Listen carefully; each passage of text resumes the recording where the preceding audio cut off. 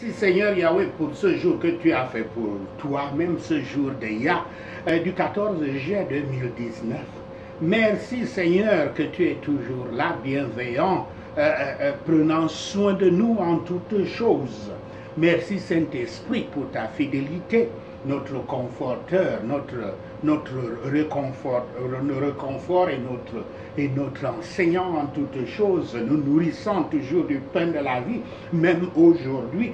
Le pain que tu nous as donné, c'est Éphésiens 5, versets 19 à 21. Je lis. Entretenez-vous par des psaumes et par des hymnes, par des cantiques spirituels, chantant et célébrant de tout votre cœur les louanges du Seigneur. Rendez continuellement grâce à Dieu le Père pour toutes choses au nom de notre Seigneur Yahshua Christ, vous soumettant les uns aux autres dans la crainte de Christ. Fin de citation. Ceci est la parole de notre Seigneur Yahweh. Béni soit ton saint nom, Seigneur. Le sermon que le Seigneur Saint-Esprit nous a fait écrire sur la base de cette écriture, je l'ai intitulé « Marchez comme des enfants chers à Yahweh ». Marchez comme des enfants chers à Yahweh. Première partie de cette présentation, exhortation à suivre le chemin de la lumière. L'apôtre Paul nous appelle les, je cite, imitateurs de Yahweh, fin de citation. Imitateurs de Dieu, fin de citation. Des imitateurs de Yahweh, qu'on appelle aussi disciples de Yahweh, des suiveurs de Yahweh, comme s'appelle notre Église.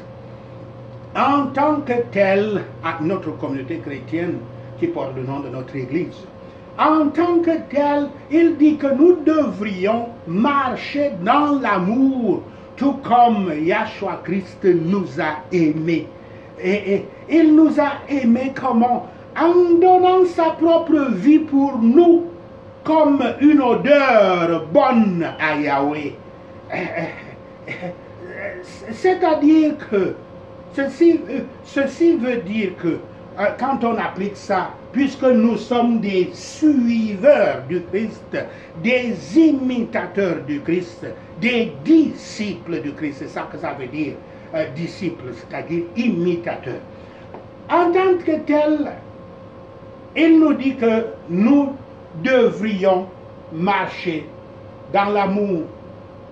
Donc, c'est-à-dire que tout sacrifice que vous faites, bien-aimés, de vous-même ou de quelque chose qui a de la valeur pour vous, plaît à Yahweh, comme une bonne odeur plaît au nez humain. Des conclusions sur le allons-y dans la science et faisons un peu un tour dans la science en ce qui concerne les odeurs. Des conclusions sur le parfum et le sentiment ont montré qu'il est généralement difficile de se souvenir d'une odeur. Cependant, lorsque les personnes sont exposées à certains parfums, à certaines odeurs agréables, de nombreuses personnes peuvent soudainement se souvenir d'un lointain souvenir d'enfance avec des détails riches en émotions. Certains arômes nous affectent même psychologiquement, nous affectent physiologiquement, pas psychologiquement, physiologiquement. Cela a conduit au développement rapide d'une industrie de l'aromathérapie. Les aromathérapeutes soulignent les découvertes scientifiques selon lesquelles les odeurs peuvent sérieusement affecter notre humeur, ce qui prouve que le traitement aux huiles aromatiques peut aider les acheteurs à gérer leur vie émotionnelle. Ceci est plus prononcé chez les animaux.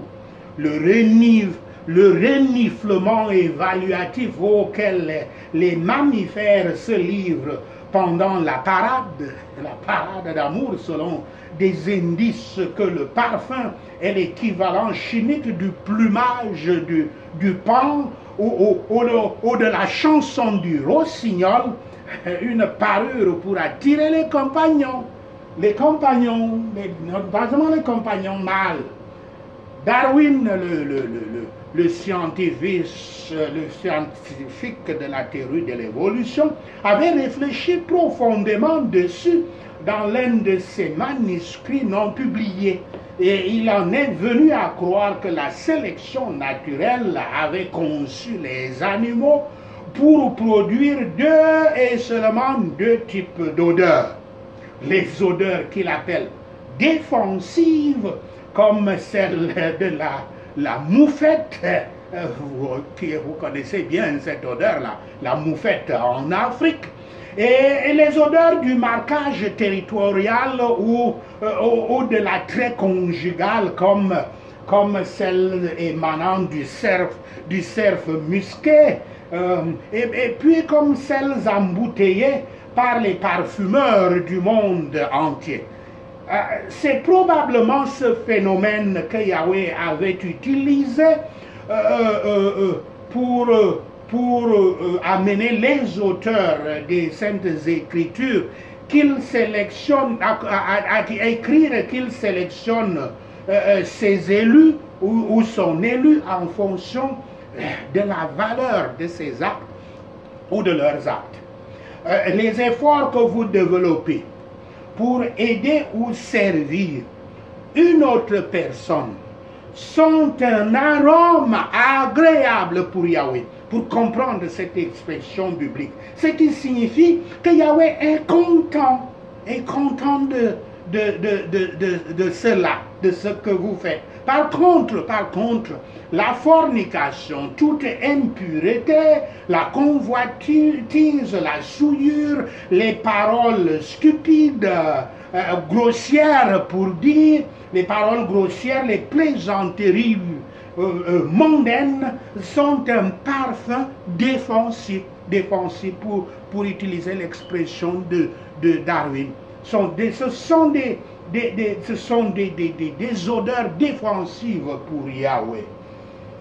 Au verset 5, il est dit, je cite, « Sachez-le bien, aucun débauché ou impur ou cupide, c'est-à-dire idolâtre, n'a d'héritage dans le royaume de Christ et de Dieu. » Fin de citation.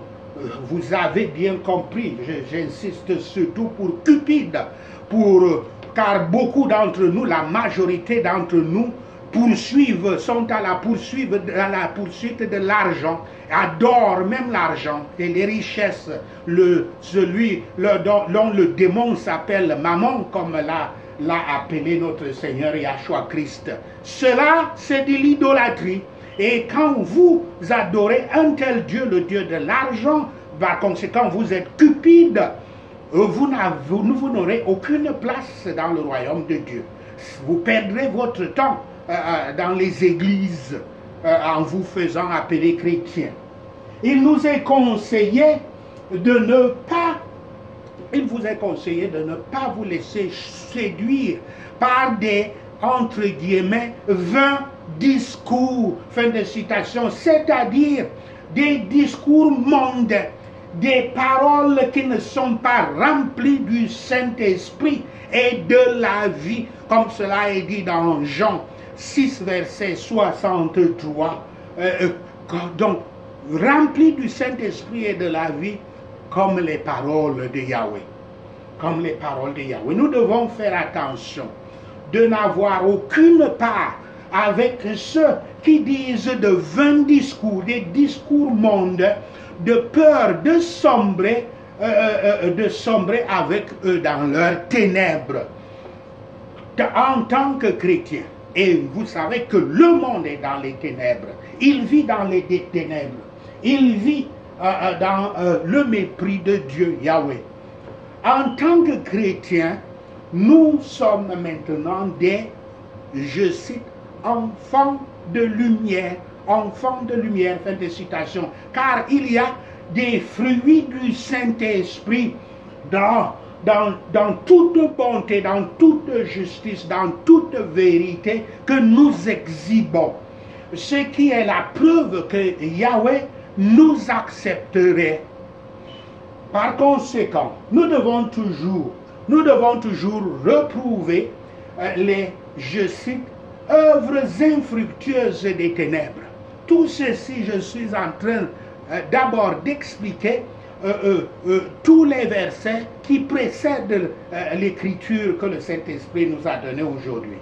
Donc, nous devons toujours réprouver les œuvres infructueuses des ténèbres.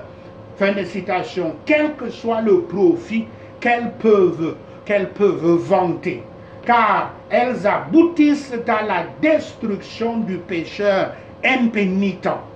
Il y a beaucoup de façons d'encourager et de prendre part au péché d'autrui. Par éloge, par conseil, par consentement, ou alors par dissimulation. Vous dissimulez le péché de quelqu'un d'autre. Si vous le faites, vous prenez part à son péché. Et vous devrez répondre devant Dieu de ce péché-là. Et si nous partageons avec les autres leurs péchés, nous devons nous attendre à partager aussi leurs plaies, c'est-à-dire le châtiment de Dieu qui leur sera infligé. Alors méfiez-vous, vous qui vous taisez sur les péchés des autres, par commodité ou par politesse, ou bien parce que vous dites que vous avez peur des problèmes, vous ne devez pas vous mêler. Vous n'êtes pas chrétien si vous le faites, et vous êtes en train de pécher en cachant les péchés des autres. Si nous ne reprochons pas les péchés des autres, nous sommes en communion avec eux. Nous cessons d'être en communion avec notre Dieu Yahweh, avec notre Seigneur Yahshua Christ, avec notre Seigneur Saint-Esprit. Un homme bon aura toujours honte de parler des autres. Un homme bon aura toujours honte de parler de ce que beaucoup de méchants n'ont pas honte de faire. Nous devons avoir non seulement une vision et une connaissance du fait que le péché est un péché dans une certaine mesure, est une honte, mais nous le considérons comme une violation de la loi sacrée de Yahweh. Suivant l'exemple des prophètes et des apôtres, nous devrions inviter ceux qui sont endormis et morts dans le péché à se réveiller, à se lever, afin que le Christ leur donne la lumière. Dans les versets 14 à 16, l'apôtre écrit, je cite, je lis, « C'est pour cela qu'il est dit, réveille-toi, toi qui dors, relève-toi d'entre les morts, et Christ t'éclairera. Prenez donc garde afin de vous conduire avec circonspection, non comme des insensés, mais comme des sages. Rachetez le temps, car les jours sont mauvais. » Fin de citation. Un autre remède contre le péché, donc, c'est les soins ou la prudence, car il est impossible de maintenir la pureté de cœur et de vie ici-bas. Et le temps est un talent que Yahweh nous a donné. Vous connaissez la parabole des talents. Un talent que Yahweh nous a donné. Il est mal utilisé et perdu s'il n'est pas employé conformément à sa conception, la conception de Dieu. Si nous avons perdu, si nous avons perdu notre temps aujourd'hui, nous devons redoubler de diligence pour l'avenir. C'est ça que Dieu nous demande. dans ce temps que des milliers de personnes sur un lit en train de mourir rachèteraient volontiers au prix du monde entier, combien peu de gens en pensent et à quelle bagatelle et le sacrifient-ils tous les jours le temps. Les gens sont très enclins à se plaindre des mauvais moments. Il était bien que cela les incite davantage à racheter du temps. Ne soyez donc pas imprudents, bien-aimés, ne soyez pas imprudents. L'ignorance de notre devoir et la négligence de notre âme témoignent de la plus grande folie. L'ivresse et la recherche des sensations est un péché qui ne va jamais seul, mais entraîne plutôt les gens dans d'autres mots. L'ivresse est un péché très provoquant pour Yahweh, c'est-à-dire très offensif pour Yahweh, très détestable à Yahweh. Un ivrogne ou un toxicomane offre à sa famille et au monde le triste spectacle d'un pécheur endurci au-delà de ce qui est courant et se précipite ainsi vers la perdition. Quand nous sommes affligés et fatigués, ne cherchons pas à relever notre morale avec des boissons fortes ou une drogue qui provoque la dépendance, ce qui est détestable et blessant et qui ne fait que renforcer le sentiment de nos chagrins. Deuxième partie de cette présentation. Remplissons-nous du Saint-Esprit. D'abord, finissons avec les boissons, avec l'alcool, puisque ça se suit pour entrer dans l'écriture que le Saint-Esprit nous a donnée. Le verset avant l'écriture du jour, verset 18 dit, je cite, « Soyez au contraire remplis de l'Esprit ». Fin de citation. L'antithèse ici est surprenante, mais profondément instructive, c'est-à-dire qu'au lieu des boissons et des drogues, du vin et des drogues, de l'alcool et des drogues, remplissez-vous plutôt du Saint-Esprit. À l'excitation artificielle et dégradante de l'ivresse, l'apôtre Paul oppose hardiment l'enthousiasme divin du Saint-Esprit de Yahweh, dont une forme comparable se trouve dans le jour de la Pentecôte, dans Acte 2, verset 3. Il ne se contente pas de nous avertir de son excès ruineux, de l'accès ruineux de l'alcool et des drogues, ni de réclamer la sévérité de la modération qu'il faut observer. L'ivrognerie provient du besoin non naturel d'excitation. C'est les appels des sens. Les besoins non naturels, parce que ce n'est pas des besoins naturels, non naturels d'excitation, stimulés par des conditions de vie malsaines, physiques et mentales. C'est ça d'où vient l'ivrognerie et la dépendance à la toxicomanie. L'ivrogne satisfait ce désir dans la mesure où cela est naturel. Par je dis plutôt le contraire. L'apôtre Paul dit qu'il faut satisfaire ce désir dans la mesure où cela est naturel, c'est-à-dire que cela n'est pas provoqué, mais quand ça vient au très profond de vous, que vous avez besoin vous avez ce désir d'exaltation, d'expression, d'être joyeux.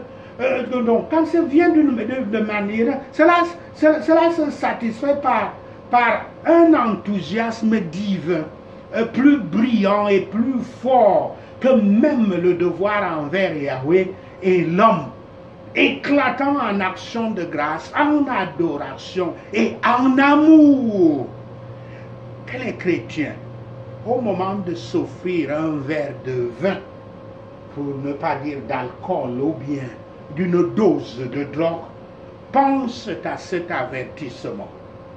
Qu'ils se souviennent que leur corps devrait être le temple du Saint-Esprit et de Yahweh et non pas un réceptacle pour des boissons enivrantes et des drogues intoxicantes. Un homme a-t-il jamais été un meilleur chrétien en utilisant le vin ou les drogues? Un ministre a-t-il jamais été mieux placé pour conseiller un pécheur inquiet, pour prier ou pour prêcher l'évangile en utilisant des boissons enivrantes ou des drogues? Laissez dans l'histoire de la consommation du vin et des ecclésiastes abusifs répondre à ces questions. Allez, observez seulement ce qui leur était arrivé. Alors, que les chrétiens soient donc remplis des dons et des grâces du Saint-Esprit. Certains en ont été remplis d'une manière extraordinaire, comme les apôtres le jour de la Pentecôte, et comme moi-même qui vous parle, et d'autres d'une manière ordinaire en tant que croyants ordinaires. Et qui peuvent être considérés comme étant remplis du Saint-Esprit, comme du vin, ou à la place du vin, ou en opposition avec le vin. Lorsque l'amour de Yahweh se répand dans leur cœur par le Saint-Esprit, qui est comparé au vin dans les Écritures, pour son antiquité, sa pureté et sa nature rafraîchissante. Et ils en sont remplis, et ils en ont un bon sens, et ont une ferme conviction d'intérêt. Ils sont ravis de la vue qu'ils en ont et en sont comme enivrés. C'est ça qui arrive quand on est plein du Saint-Esprit, effectivement. Et ils sont remplis donc du Saint-Esprit, en qui sa grâce est un puits d'eau vive, et du ventre de qui en coulent des ruisseaux d'eau vive.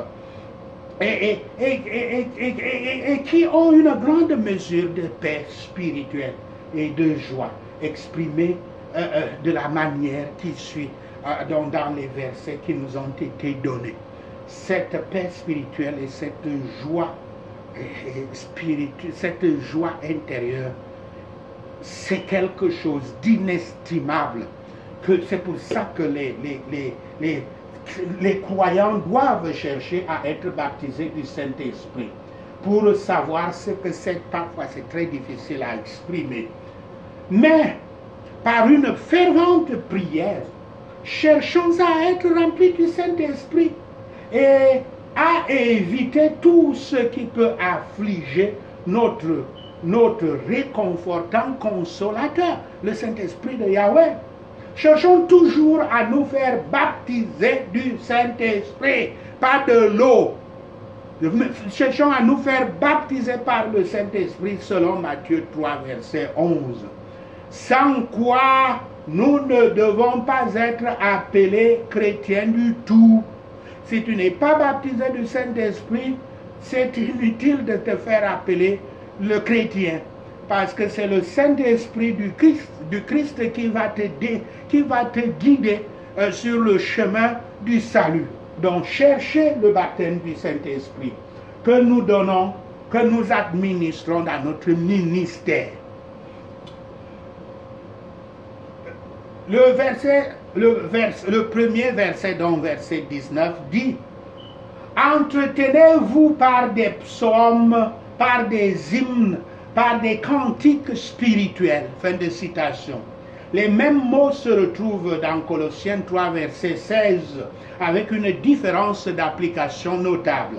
Là, dans Colossiens, l'idée est d'enseigner, car l'Écriture dit, enseigner et se recommander mutuellement. Fin de citation. Ici, par contre, il s'agit simplement d'une source naturelle d'émotion, en particulier d'action de grâce. Bien que probablement ici aussi, le mot entre guillemets, pour vous-même, dans la traduction littérale, signifie l'un pour l'autre, et renvoie peut-être surtout au culte public.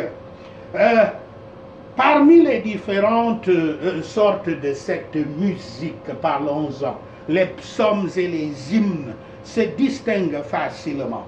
Le psaume, comme le mot l'implique lui-même, est une musique avec un accompagnement instrumental et ne peut que renvoyer au psaume de l'Ancien Testament, familier dans le culte juif et comme nous le savons, utilisé au tout début du culte apostolique dans l'Église du premier siècle, des premiers siècles, comme nous le voyons dans Acte 4, verset 24.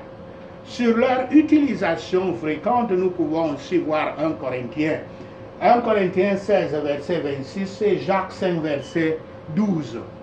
Le cantique est une musique purement vocale, apparemment de toute la compagnie, de toute l'assemblée, comme nous le voyons dans Matthieu 26, verset 30 et Acte 16, verset 25, plus particulièrement destiné à louer Dieu et désignant probablement les nouveaux énoncés de l'Église chrétienne elle-même.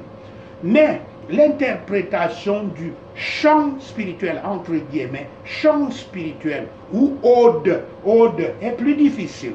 Il est souvent considéré comme englobant les deux autres, comme cela pourrait être étymologiquement, mais le génie du passage semble le rendre coordonné et si distinct d'eux.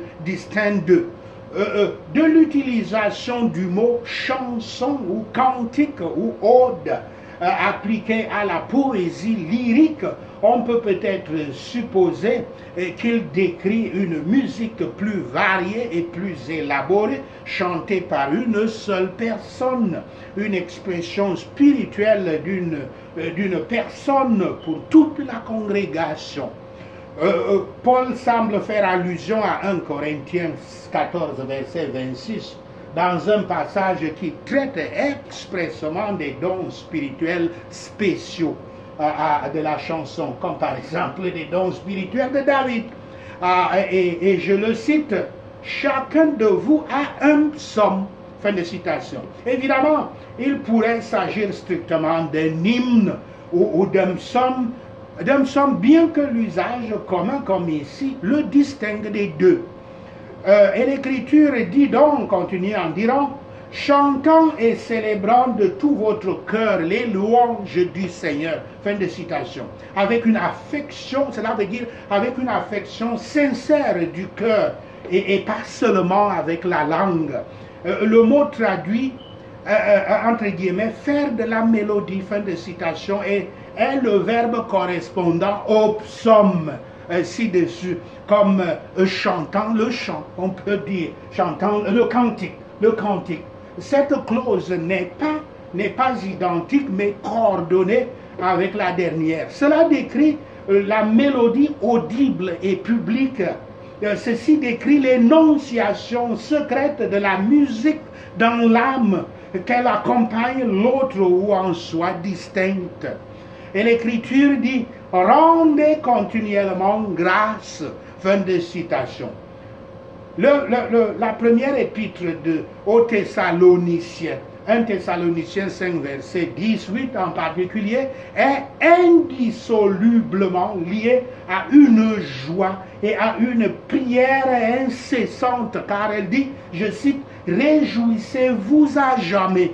Priez sans cesse, rendez grâce en toutes choses. Fin de citation. puisque l'action de grâce est pour ce que Yahweh nous a donné et la prière pour ce dont nous avons encore besoin, les deux doivent être unis dans notre condition imparfaite ici-bas. Dans Colossiens 3, verset 17, elle est associée à une action, je cite, au nom du Seigneur Yahshua Christ, fin de citation. Ici, elle est traitée seule en tant que base des louanges publiques et privées, en groupe ou individuel des Christ ci-dessus. En ce qui concerne le premier, Paul considère l'action de grâce comme l'élément fondamental et invariable de tout culte chrétien, se référant naturellement de toutes les variétés de musique, à toutes les variétés de musique.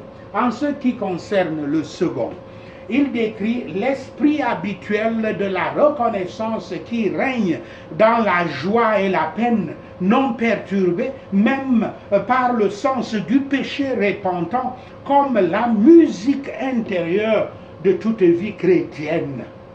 Et l'Écriture finit en disant au verset 21, « À Dieu le Père pour toutes choses, au nom de notre Seigneur Yahshua Christ », nous sommes toujours au verset 20, au verset 20 qui finit, donc ainsi, à Dieu le Père pour toutes choses, au nom de notre Seigneur Yahshua Christ. Ces deux expressions sont emphatiques. La peur et la révérence appartiennent à toute conscience de Yahweh. Peur et révérence. À la croyance en lui comme notre Père, comme l'Écriture le dit dans Romains 8, versets 14 à 17, Galates 4, versets 4 et 6, appartiennent spécialement à l'amour et à l'action de grâce. Mais c'est, entre guillemets, au nom du Seigneur Yahshua Christ, fin de citation, c'est-à-dire comme identifié en parfaite unité avec lui, que nous avons l'adoption de la filiation qui est le fondement de cette action de grâce. De même, dans la même unité, comme nous le voyons dans Jean 14, verset 13, 15, verset 16, verset 23 et 24, nous avons le terrain de la confiance parfaite dans la prière. Et le dernier verset, le verset 21. Et je cite, vous soumettant les uns aux autres dans la crainte de Christ. Fin de citation. Dans la construction grammaticale, cette clause est liée au verset précédent, 19 et 20. En fait, cela nous amène à la section suivante qu'il traite de la triple soumission des épouses au mari.